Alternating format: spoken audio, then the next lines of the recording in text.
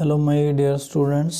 आज मैं आपके साथ हिस्ट्री ऑफ नावल को डिस्कस करूंगा। इससे पहले मैंने हिस्ट्री ऑफ ड्रामा को डिस्कस किया, हिस्ट्री ऑफ प्रोज को डिस्कस किया, हिस्ट्री ऑफ क्रिटिसिज्म को डिस्कस किया।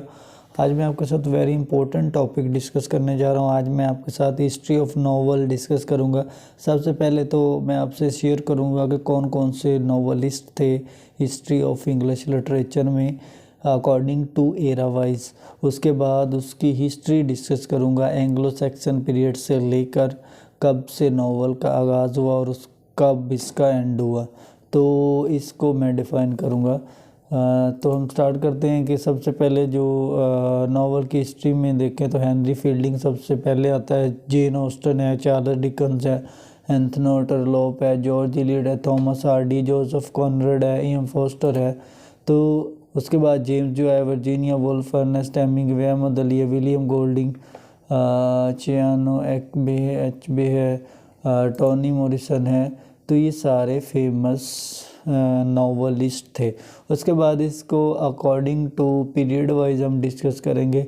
सबसे पहले कौन सा आता है, सेकंड पे कौन सा आता है, थर्ड पे कौन सा आता है, इसके बारे में हम डिस्कस करेंगे। सबसे पहले हेनरी फील्डिंग है। सबसे पहले का एरा आता है हेनरी फील्डिंग 1707 से 1754। उसके बाद जेन ऑस्टन है, इसका टाइम पीरियड इसके बाद है। इसके बाद चार्ल्स डिकन्स है, इसके बाद एंथनी ट्रलॉप है, उसके बाद जॉर्ज इलियट है, थॉमस हार्डी है, जोसेफ कॉनरेड है, एम फोस्टर है, जेम्स जो है इससे। और उसके बाद वर्जीनिया वुल्फ है, अर्नेस्ट हेमिंग्वे है, अहमद अली है, विलियम गोल्डिंग है, चियानो एचबे है। उसके बाद टोनी मॉरिसन है। अगर फ्रेंच राइटर की बात करें तो गुस्टेव अलेबर्ट है, मैडम बोवे है। तो ये सारे नॉवलिस्ट हैं। उसके बाद अगर रशियन राइटर्स की बात करें तो रशियन में क्राइम एंड पनिशमेंट, उसके बाद British D H. Lawrence, Sons and Lovers, Indian salesman. अगर साउथ अफ्रीकन राइटर्स की बात करें तो उनमें ये कुछ साउथ अफ्रीकन राइटर्स हैं, उनके मेजर वर्क हैं। उसके बाद जर्मन राइटर्स की बात करें तो फ्रांज कैफका है, हेनरी जेम्स है। कैनेडियन की बात करें तो डिफरेंट नॉवलिस्ट हैं। और इसी तरह सेम सीक्वेंस में और भी बहुत सारे नॉवलिस्ट हैं। उसके बाद कुछ और भी राइटर हैं, रशियन राइटर्स हैं। इसमें से रशियन राइटर जो है उसके फेमस वर्क है। उसके बाद ब्रिटिश है, डी.एच. लॉरेंस, और साउथ अफ्रीकन राइटर भी इसमें है। उसके बाद जर्मन राइटर्स भी हैं नावल में, अमेरिकन ब्रिटन भी हैं, कैनेडियन भी हैं ये। और उसके बाद आयरिश ब्रिटिश भी हैं, कैनेडियन भी हैं और कैनेडियन भी हैं। तो ये सारे डिफरेंट कैटेगरीज के नॉवलिस्ट थे। उसके बाद कैनेडियन और भी हैं, उनके मेजर वर्क्स भी हैं। और इसी तरह ये सेम इनकी लिस्ट है। इनके ये राइटर्स के नेम हैं, date of birth and death है, और उसके बाद इनके मेजर वर्क्स हैं। तो इनका डिफरेंट पॉइंट ऑफ व्यू है, डिफरेंट राइटिंग है। इसी तरह इंडियन, कुछ इंडिया में पैदा हुए लेकिन कैनेडियन उनकी नेशनैलिटी थी, कैरेबियन ब्रिटिश भी थे, इंडियन भी थे। ये सारे उनकी लिस्ट है, डिफरेंट राइटर्स जो हैं उनकी डिफरेंट लिस्ट है। उसके बाद अगर हम इसी तरह और भी हैं जैसे ये डिफरेंट नेम्स हैं। उसके बाद प्रॉपर अगर हम हिस्ट्री की बात करें तो सबसे पहले जो नाम आता है सर थॉमस मोर है, जिसकी डेट ऑफ बर्थ 1478 है और 1535 है। यूटोपिया उसने सबसे पहले लिखा, जो उसका मेजर वर्क है ना, utopia. Thomas More I think इसका नेम है।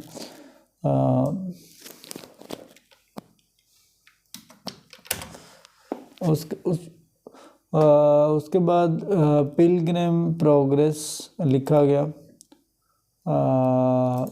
ये बनियन ने लिखा, इसका जो राइटर है। उसके बाद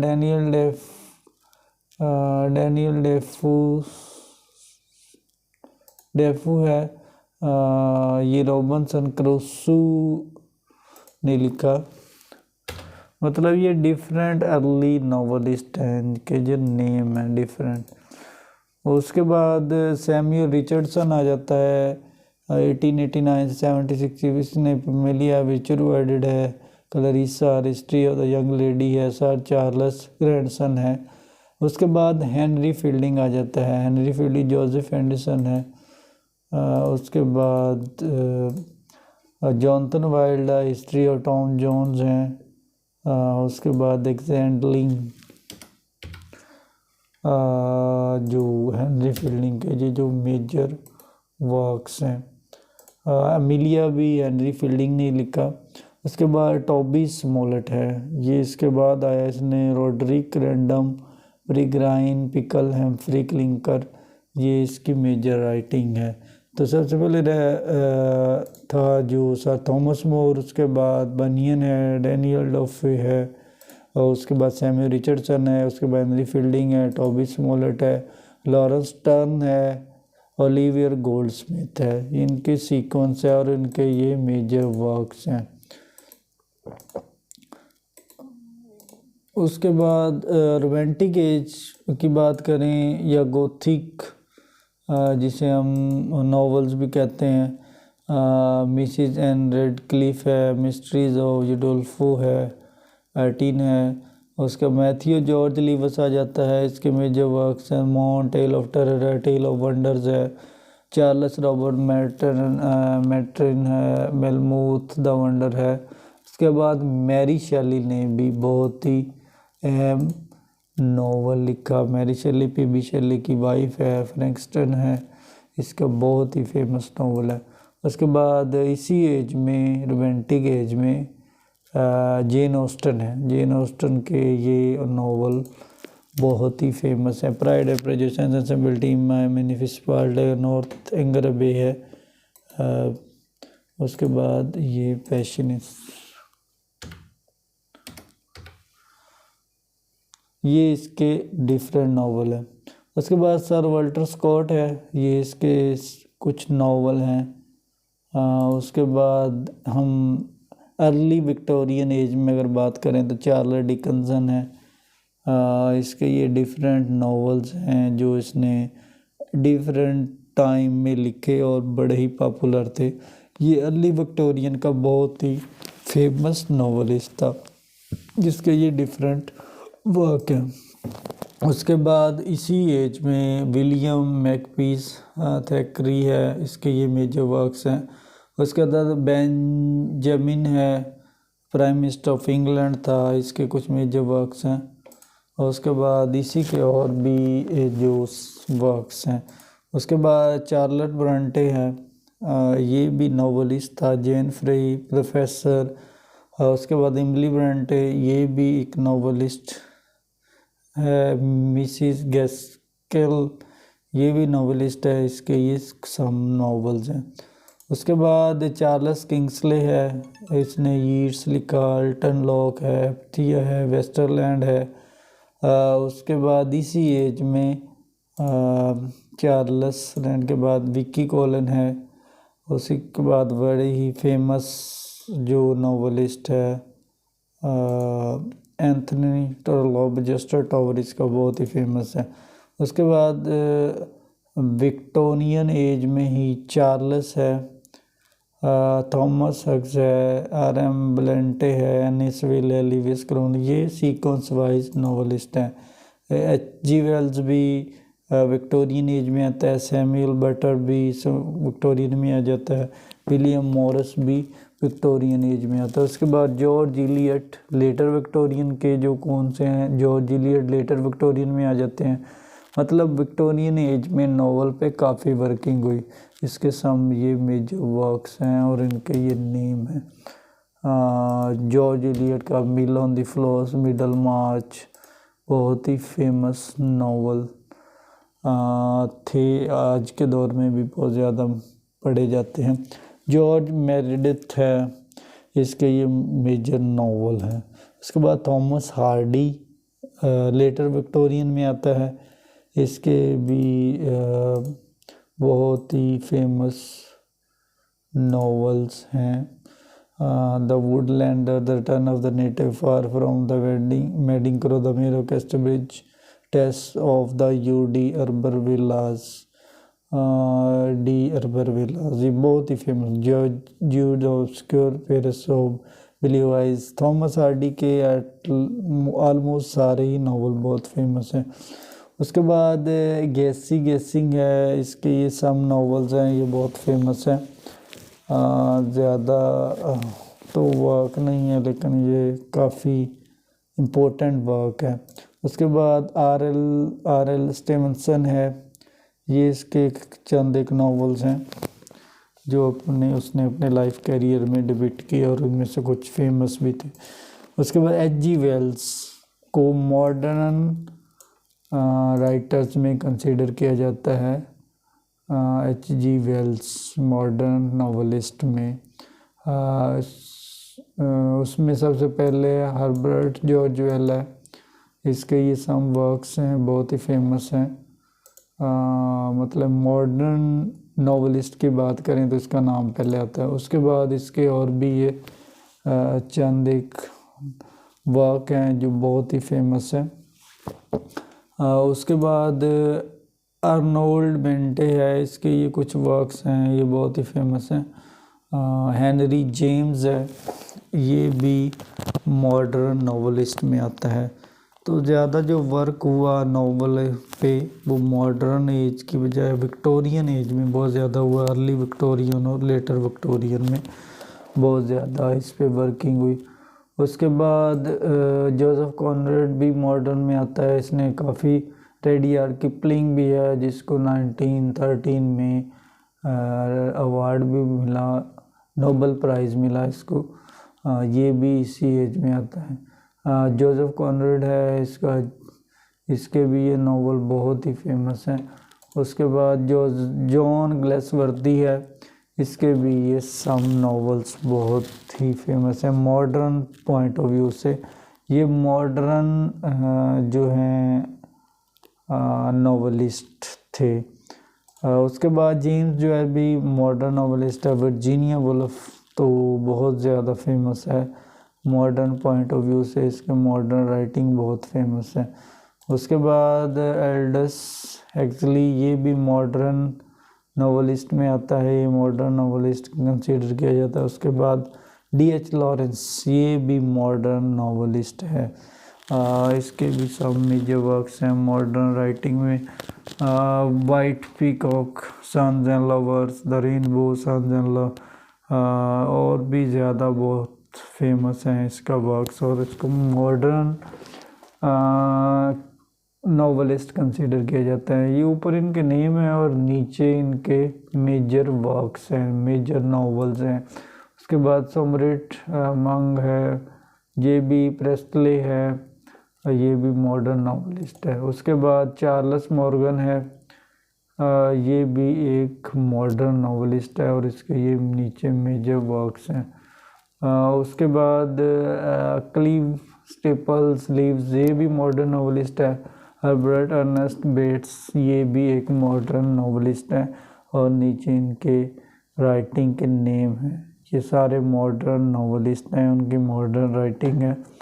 उसके बाद F. ली ग्रीन भी मॉडर्न नॉवलिस्ट है, ग्रैमन ग्रीन भी मॉडर्न नॉवलिस्ट है और इनके ये सम फेमस नॉवेल्स हैं जो उन्होंने अपने लाइफ कैरियर में डिपिक्ट किए। ये बहुत ही फेमस नॉवल हैं और आज भी हिस्ट्री में पढ़े जाते हैं और इनमें करैक्टर्स और राइटर पॉइंट ऑफ व्यू बहुत डिफरेंट है दूसरे नॉवल की निस्बत। उसके बाद ये फ्रैंक स्विनर्टन है, ये भी मॉडर्न नॉवलिस्ट है।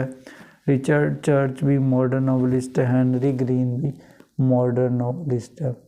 उसके बाद सैमुअल बेकेट, ये भी मॉडर्न नॉवलिस्ट है। इसकी बहुत ही वेटिंग फॉर गोडो भी इसने लिखा। इसका प्ले बड़ा फेमस है। प्ले लिखने के साथ साथ इसने ये 3 से 4 नॉवेल्स भी लिखे। ये नॉवलिस्ट भी था और प्ले राइटर भी था, तो इसके सब मेजर वर्क्स हैं। इसके बाद एविलियन वोग है, चार्ल्स मैगन है, ये भी सारे मॉडर्न नॉवलिस्ट हैं। उसके बाद जॉर्ज ऑरवेल है, ये भी मॉडर्न नॉवलिस्ट है। इसने अपनी राइटिंग डिपिक्ट की, अपने नावल लिखे मॉडर्न पीरियड में, और मॉडर्न इसको राइटर कहा जाता है। और उसके बाद जॉन वेन है, ये भी मॉडर्न राइटर है, मॉडर्न नॉवलिस्ट है। किंग्सले एम्स है, मॉडर्न नॉवलिस्ट है। मोरिट्स स्पार्क है, ये भी मॉडर्न नॉवलिस्ट है, ये मॉडर्न नॉवलिस्ट है। उसके बाद डोरिस लेसिंग है, ये भी मॉडर्न नॉवलिस्ट है। बारबरा कमिंस है, ये भी मॉडर्न नॉवलिस्ट है। ऊपर इनके नेम हैं राइटर्स के, नॉवलिस्ट के, और नीचे जो डिस्कशन की हुई है, नीचे जो लिखा हुआ है, इनके मेजर वर्क्स हैं जो इन्होंने मॉडर्न दौर में डिपिक्ट किए। मॉडर्न दौर में जो इन्होंने नॉवेल्स लिखे, वो इनके नेम है। ऊपर उन राइटर का नेम है, नीचे उनकी वर्किंग है, उनके मेजर वर्क्स हैं। उसके बाद विलियम गोल्डिंग है, the Lord of the flies लिखा, जिसकी वजह से इसको नोबेल प्राइज़ मिला। आयरिश मर्डॉक्स, आयरिश मतलब ये भी एक मॉडर्न नॉवलिस्ट है। तो मॉडर्न एज में काफ़ी वर्क हुआ। एंथोनी बर्गिस है, ये भी एक मॉडर्न नॉवलिस्ट है, इसने मॉडर्न एज में काफ़ी नावल लिखे। उसके बाद ये भी मार्गरेट ड्रेबल मॉडर्न नॉवलिस्ट है। एड्रिना अबी ब्रिचन, ये भी मॉडर्न नॉवलिस्ट है। जीन्स रेस, ये भी मॉडर्न नॉवलिस्ट है। तो ये आलमोस्ट सारे मॉडर्न नॉवलिस्ट है। नॉवलिस्ट का आगाज़ 18वीं सेंचुरी से हुआ, और उसके बाद विक्टोरियन एज, अर्ली विक्टोरियन और लेटर विक्टोरियन, और उसके बाद मॉडर्न एज में इस पर बहुत काम हुआ।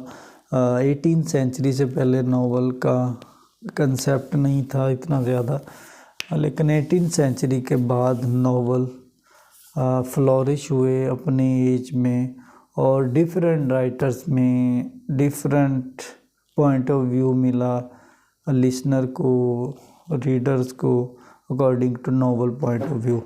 तो आज हमने नावल की हिस्ट्री को डिस्कस किया। हमने पहले तो नावल के कंप्लीट नावलिस्ट को डिस्कस किया, जो इतने ज़्यादा नावलिस्ट थे।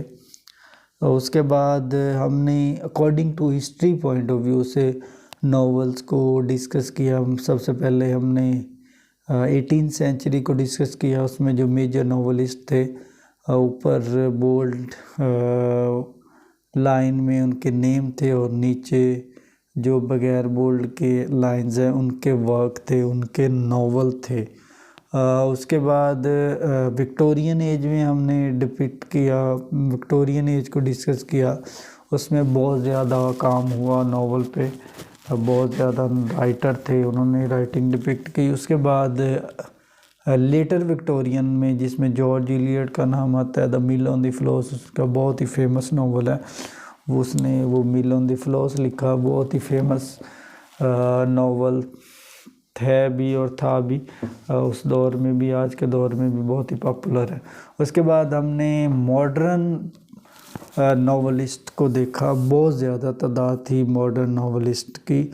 ऊपर उनके नेम थे और नीचे उनके मेजर वर्किंग थे। हर नावलिस्ट ने ऑलमोस्ट 5 to 6 to 10 नावल लिखे, क्योंकि नावल 18वीं सेंचुरी में नावल बहुत पॉपुलर हो गए थे और बहुत ज़्यादा इन पे काम होना शुरू हो गया था। तो इसीलिए मतलब मॉडर्न एज और विक्टोरियन एज में नावल पे बहुत ज़्यादा काम हुआ। बहुत से राइटर्स आए, उन्होंने बहुत सारी राइटिंग डिपिक्ट की। उसके बाद मतलब पोस्ट मॉडर्न में इतने ज़्यादा काम नहीं हुआ, लेकिन 3 एरा इसमें बहुत ज़रूरी हैं जो आपने माइंड में रखने हैं। 18वीं सेंचुरी से इसका आगाज़ हुआ, और उसके बाद विक्टोरियन एज इसमें बहुत ज़्यादा पॉपुलर है। विक्टोरियन एज में बहुत ज़्यादा वर्क हुआ नावल पे।